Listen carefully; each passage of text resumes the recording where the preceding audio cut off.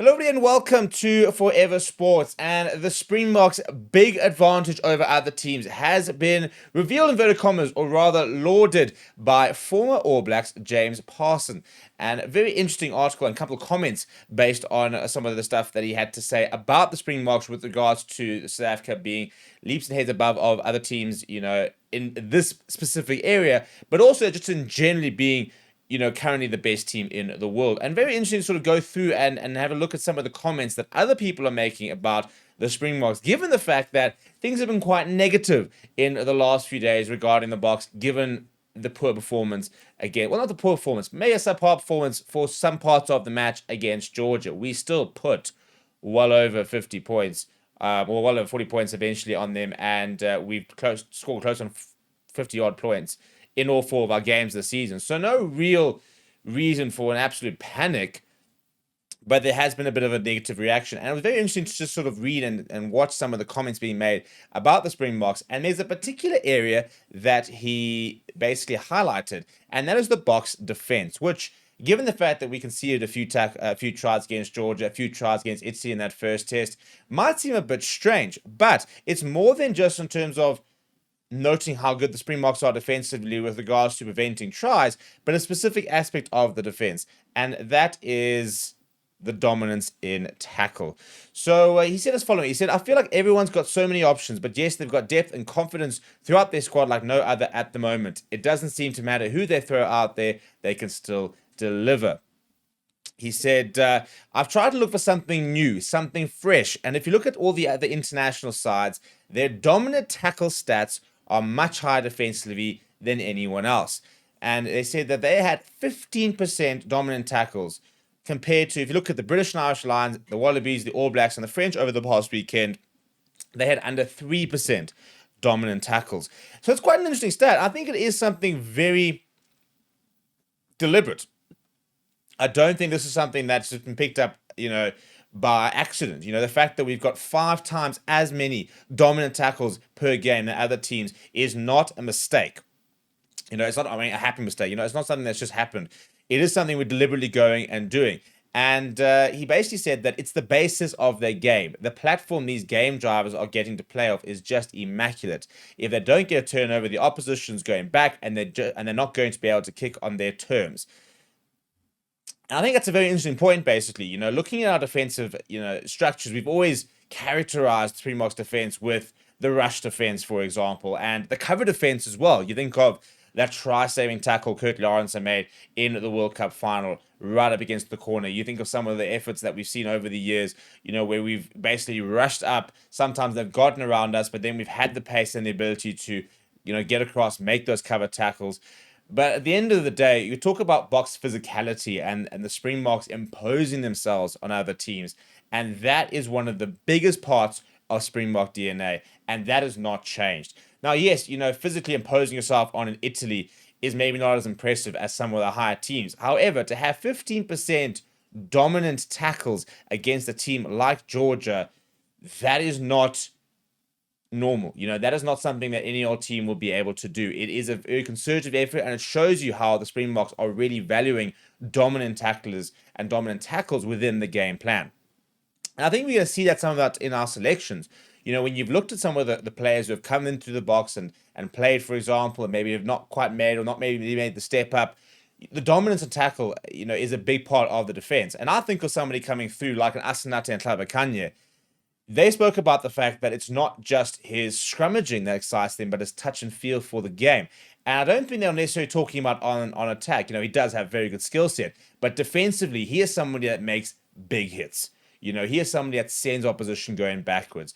And that is often the basis of where the Springbok pressure comes on.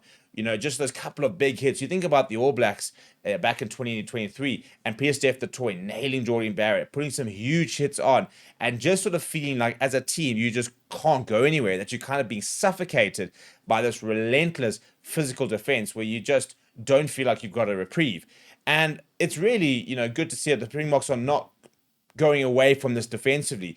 On the attack, that's where I think a lot of people have been going, well, we're definitely trying new things. And we've scored some beautiful tries over the last few weeks. The try that Ken and Moody finished last weekend, with that whole preset lineup move, Grant Williams through the gap, going through their hands. I mean, it's gorgeous rugby. And some of the tries we have scored have been simply sensational, to be perfectly honest.